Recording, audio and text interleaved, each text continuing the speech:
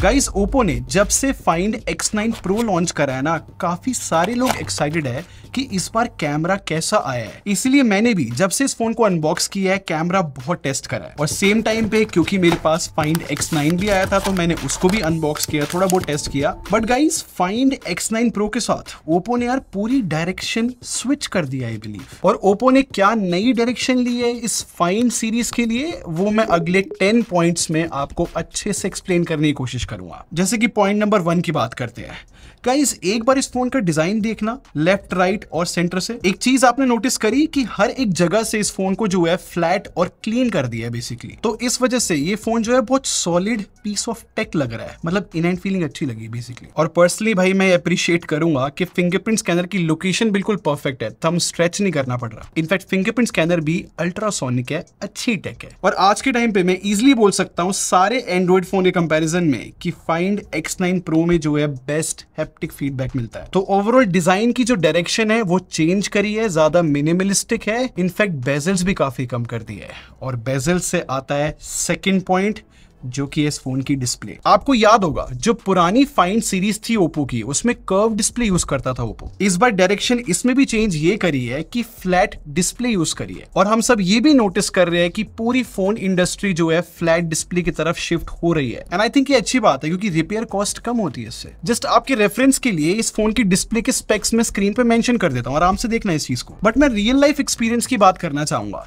देखो मैंने आउटडोर इस फोन को देखा है एंड आई थिंक कंफर्टेबल तरीके से विजिबल है डिस्प्ले डायरेक्ट सनलाइट में भी। बट ये फोन जो है नेटफ्लिक्स पे डॉल्बी विजन सपोर्ट करता है, अच्छी चीज है। लेकिन जो ट्यूनिंग है वो मेरे को ठीक लगी, आई थिंक और बेटर हो सकती है। और इंटरेस्टिंग बात पता क्या है, ये जो छोटे वाला फाइंड X9 है इसके डिस्प्ले के स्पेक्स ना मोस्टली सेम है, बस X9 में ना LTPS पैनल मिलता है और साइज में थोड़ा छोटा है। बट पॉइंट नंबर 3 की बात करते हैं। गाइज अच्छी चीज ये है कि ओप्पो ने फाइंड X9 और X9 Pro दोनों के अंदर देखना कितनी बड़ी बैटरी डाली है। I mean find X9 Pro जो है एक फ्लैगशिप फोन है और इसमें जो है 7500 mAh की बैटरी है। आई थिंक अच्छी बात है। And I think find X9 की भी बैटरी कैपेसिटी अच्छी बोली जाएगी, 7025 mAh। और दोनों ही फोन जो है 80 वॉट की वायर्ड चार्जिंग सपोर्ट करते हैं। बट मेरे लिए इंप्रेसिव पता क्या था, 55 वॉट की PD चार्जिंग भी सपोर्ट करता है फोन। तो अगर आपके पास ऑलरेडी एक PD चार्जर है इस फोन पे काम कर जाएगा वो। बाकी 50 वॉट की वायरलेस चार्जिंग और 10 वॉट की रिवर्स वायरलेस चार्जिंग, ये दोनों फोन सपोर्ट करते हैं। बट पॉइंट नंबर 4 की बात करूं तो ये थोड़ा इंपॉर्टेंट है गाइस। देखो एक चीज एड्रेस करते हैं, ये जो नई कलर ओएस आई है ना, इसके ऊपर मैंने डेडिकेटेड वीडियो भी बनाई हुई है। मैं आपको सच में रिकमेंड करूंगा आप जाकर वो वीडियो देखो, क्योंकि इस बार कलर ओएस फैंटास्टिक कर दी है। और कलर ओएस पे जो मैंने वीडियो बनाई है ना, मैं उसका कमेंट सेक्शन चेक कर रहा था, लोग थोड़े से कंफ्यूज थे। मैंने ओरिजिन ओएस के ऊपर भी डेडिकेटेड वीडियो बनाई है, वो भी बहुत अच्छी हुई है। लेकिन अगर मैं दोनों कंपेयर करने गया ना, बहुत चांसेस है कि कलर ओएस बेटर होगी उसमें। कोशिश करूंगा कि origin OS versus colour OS की एक डेडिकेटेड वीडियो ले आऊं, इससे आपकी सारी कंफ्यूजन दूर हो जाएगी। बट अगर आप इन जनरल भी कलर ओएस को देखोगे ना, जिस तरीके की इसमें एनिमेशन मिल रही है जो कि पैरेलल एनिमेशन है यार, वो बहुत ज्यादा स्मूथ है। इसी वजह से मैं बोल सकता हूं अगर मैं फ्लूइडिटी देखूं ना, आज के टाइम पे बाकी एंड्रॉइड डिवाइस कंपैरिजन में ये बेस्ट निकलेगी। और ये जो फ्लेक्सिबिलिटी है ना कि हम किसी भी ऐप आइकन को स्ट्रेच करके उसके अंदर फीचर्स ऐड कर सकते हैं, विजिट की तरह वो काम करता है, ये एक अच्छी फंक्शनैलिटी यार। इनफैक्ट लॉक स्क्रीन कस्टमाइजेशन बहुत अच्छी है इस फोन के अंदर। और फाइनली ओप्पो जो है अब माइंड स्पेस को और रिफाइन कर रहा है, अच्छी इंप्लीमेंटेशन होती जा रही है। और 5+6 इयर्स की अपडेट पॉलिसी भी है फोन के अंदर। 5th पॉइंट की बात करते हैं, क्योंकि इस पॉइंट में आपको समझ में आएगा जो मैंने बोला है ओप्पो ने डायरेक्शन शिफ्ट करी है, वो परफॉर्मेंस के अंदर भी है। क्योंकि जो परफॉर्मेंस की हार्डवेयर चॉइस रही है ना, वहां पर कॉम्प्रोमाइज नहीं है। आई मीन आप खुद देखो, जो इस फोन के अंदर MediaTek Dimensity 9500 है, ये 35 लाख के अराउंड स्कोर्स लेकर आ रहा है। और ये सेम स्टोरी Geekbench की भी है, मतलब 10,000 के अराउंड मल्टी कोर स्कोर है यार, बहुत अच्छे नंबर्स होते हैं। और इंटरेस्टिंग बात ये है कि ये जो प्रो मॉडल है ना, सिंगल वेरिएंट में आ रहा है, 16 GB रैम और 512 GB स्टोरेज। तो ऑब्वियसली 16 GB रैम है तो हम एक्सपेक्ट कर सकते हैं कि भाई मल्टीटास्किंग बहुत सही रहेगी एंड आई थिंक स्टेबिलिटी भी अच्छी रहेगी। और इसी नोट पे 6th पॉइंट की बात की जाए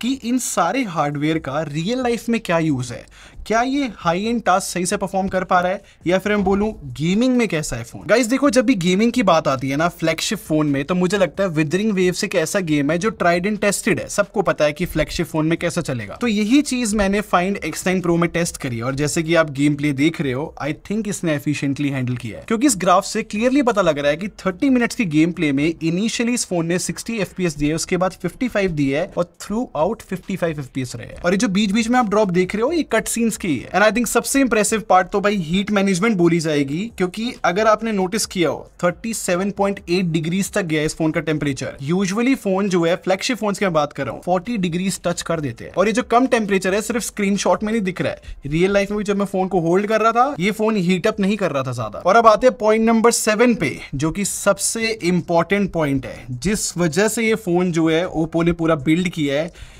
ये है कैमरा। रीजन कि मैंने इसको स्पेसिफिकली कैमरा फोन बोला है, क्योंकि मुझे लगता है ओप्पो ने बहुत सीरियसली कैमरा हार्डवेयर पिक किया है इस फोन का। देखो, सुनने में लगेगा कि नॉर्मल कैमरा सेटअप है, क्योंकि 50 + 200 + 50 मेगापिक्सल का है, जैसे कि हर एक फ्लैगशिप फोन में मिलता है। लेकिन जो ये 200 मेगापिक्सल का कैमरा है ना, ये 3x पेरिस्कोप लेंस है, और इसका जो सेंसर साइज है बहुत बड़ा है अगर मैं कॉम्पिटिशन से कंपेयर करूं। इनफैक्ट जो मेन कैमरा है उसका भी कैमरा सेंसर बड़ा बोला जाएगा, और इसमें ट्रू कलर कैमरा मिलता है, जो कि बेसिकली कलर्स को कंसिस्टेंट रखता है और रियलिस्टिक रखने की कोशिश करता है, वो भी सारे लेंसेज में। तो बेसिकली देखा जाए ओप्पो ने फैंटास्टिक कैमरा हार्डवेयर यूज करा है गाइस। बट फिर क्वेश्चन ये आता है कि ये कैमरास कैसा परफॉर्म कर रहे हैं। ये है हमारा पॉइंट नंबर 8। मैं आपको सैंपल्स दिखाता हूं। पहले मेन कैमरे की कुछ स्पेशल चीज बताता हूं। सबसे बड़ी बात ये कि by default up to 50 megapixel की फोटो प्रोसेस करता है, ये बहुत बड़ी बात है। तो इसका बेनिफिट ये है कि मैं आपको नॉर्मल फोटो दिखाता हूं, उसके बाद जूम करता हूं, और ये चीज मल्टीपल सैंपल्स में आपको मैं करके दिखाता हूं, सब में आपको डिटेल मिलेगी जूम करने के बाद। इनफैक्ट इन फोटोज में HDR परफॉर्मेंस भी काफी अच्छी बोली जाएगी, और कलर्स जो है क्लोज टू एक्यूरेट बोल सकते हैं। आई नो वार्मथ है फोटोज के अंदर। और गाइस इस फोन में ना ओप्पो का लूमो इमेज इंजन मिलता है, और इसकी वजह से ओप्पो का क्लेम है कि फोटोज जो है रियलिस्टिक रहेगी, ज्यादा ओवर शार्पनेस नहीं दिखेगी या फिर ओवर सैचुरेशन नहीं मिलेगी। और अल्ट्रा वाइड लेंस की भी सेम स्टोरी है, काफी कंसिस्टेंसी है मेन कैमरे के साथ। और फ्रंट कैमरा 50 मेगापिक्सल का है गाइस, और मैं आपको मल्टीपल सेल्फीज दिखाता हूं। मोस्टली जो है स्किन टोन ठीक आ रही है, डिटेल भी अच्छी आ रही है, बस कभी कभी ऑरेंज टिंट आ सकता है। बट इस फोन का जो पेरिस्कोप लेंस है वो बहुत स्पेशल है, इसलिए मैंने इसको एक डेडिकेटेड पॉइंट दिया है। देखो पॉइंट नंबर 9 में मैं आपको सिर्फ पेरिस्कोप लेंस समझाऊंगा। अब इस लेंस की सबसे अच्छी बात ये है कि जो इसका मिनिमम फोकस डिस्टेंस है ना, वो 10 सेंटीमीटर है। इसका मतलब आप समझ रहे हो, आप सब्जेक्ट के बहुत क्लोज जा सकते हो, तो जो टेली मैक्रो फोटोज है वो बहुत अच्छी आ रही है। और इस वजह से अगर आप प्रोडक्ट शॉट्स इस फोन से कैप्चर करोगे, भाई फैंटास्टिक रिजल्ट्स आते हैं। और इन जनरल भी आप क्लोजअप फोटोज खींचते हो, बहुत अच्छी डिटेल्स आती है। और जैसे कि मैंने बताया था कि इसका सेंसर साइज बहुत बड़ा है, इस वजह से लाइट भी ज्यादा गैदर कर पाता है। तो 3x से भी ज्यादा जूम करते हैं ना, 6x 20x तक भी, मेरे हिसाब से गाइस बहुत अच्छे रिजल्ट्स आ रहे हैं। बट हाँ, ये भी बता दूं कि जब हायर जूम करते हैं तो ये AI की हेल्प लेता है डिटेल इनहैंस करने के लिए, बट स्टिल रिजल्ट्स अच्छे आ रहे हैं। और इतने अच्छे सेंसर यूज करने का फायदा पोर्ट्रेट मोड में क्लियरली दिख रहा है, क्योंकि इन पोर्ट्रेट शॉट्स में आप नोटिस करना आईज में कितनी अच्छी डिटेल आ रही है। इस वजह से फोटो में कैरेक्टर ऐड हो जाता है, जो कि अच्छा लगता है। इनफैक्ट पेरिस्कोप लेंस से हम 50 या फिर 200 मेगापिक्सल तक की फोटोज कैप्चर कर सकते हैं। तो अगर आप कोई भी लैंडस्केप कैप्चर करते हो तो उससे और भी शॉट्स निकाल सकते हो जूम करके। तो इस वजह से मैं इजिली बोल सकता हूँ बहुत इंप्रेसिव है पेरिस्कोप लेंस। और इस फोन में जो है 4K मोशन पिक्चर्स भी मिलती है। बेसिकली ये फीचर जो है लाइव फोटोज की तरह काम करता है, आपको पता ही होगा। तो ये फोन जो है ना, फोटो क्लिक करने से पहले 2 सेकंड पहले की भी वीडियो रिकॉर्ड करता है, 2 सेकंड बाद की भी। बट अच्छी बात ये है कि ये 4K में रिकॉर्ड करता है, तो हम बेटर क्वालिटी एक्सपेक्ट कर सकते हैं। और लास्ट अगर 10th पॉइंट की बात करूं तो वो इस फोन की वीडियोस है। इस फोन से 4K 120 FPS हम शूट कर सकते हैं। बट मजे की बात ये है कि 4K 120 FPS लॉग भी शूट कर सकते हैं, और जो लॉग प्रोफाइल है वो एसस अप्रूव्ड है। और ओवरऑल वीडियो क्वालिटी को भी जज करूं तो स्टेबलाइजेशन, HDR सारी चीजें जो है अच्छी है, तो वीडियो क्वालिटी भी अच्छी है। बट 3x पे शिफ्ट करने में एक जर्क आता है। तो अगर इन सारे पॉइंट्स को मैं सम अप करूं तो आपने एक चीज कॉमन नोटिस करी होगी कि यार ओवरऑल हार्डवेयर इस फोन का बहुत अच्छा है इस बार। चाहे फिर वो डिजाइन में हो, डिस्प्ले हो, बैटरी कैपेसिटी बहुत बड़ी है, परफॉर्मेंस में पावर के साथ एफिशिएंसी भी अच्छी है, और मोस्ट इंपॉर्टेंटली कैमरे में हार्डवेयर काफी सॉलिड है, मतलब इतना अच्छा है कि मुझे इसको और बेटर टेस्ट करना पड़ेगा और कोशिश करूंगा कि फुल रिव्यू भी लेकर आऊं आप लोगों के लिए। और अब प्राइस की बात करूं तो Oppo Find X9 जो है 74,999 रुपीस का मिलेगा, और जो Find X9 Pro है उसका प्राइस है 1,09,999 रुपीस, और मैं स्क्रीन पे लगा रहा हूं 10% का जो कार्ड डिस्काउंट है। वैसे इन दोनों फोन्स के साथ जो है Oppo Enco Buds 3 Pro Plus भी लॉन्च हुए हैं। खैर बर्ड्स मेरे पास है, मुझे थोड़ा टेस्ट करना पड़ेगा, मुझे बताना कमेंट्स में अगर आपको इसकी वीडियो चाहिए हो तो, क्योंकि इनका प्राइस जो है 2,099 रुपीस है, तो आई थिंक सही स्पॉट है। खैर ये था मेरा ओपिनियन इस फोन के बारे में, आप क्या सोचते हो मुझे कमेंट सेक्शन में जरूर बताना। और अगर आपको ये वीडियो पसंद आई हो तो लाइक बटन पे क्लिक कर दो और सब्सक्राइब करके हमारी टेक बार आर्मी को ज्वाइन कर लो। हम लोग क्वालिटी इंप्रूव रखते हैं। अगले मिलते हैं। Thanks for watching. Bye bye guys.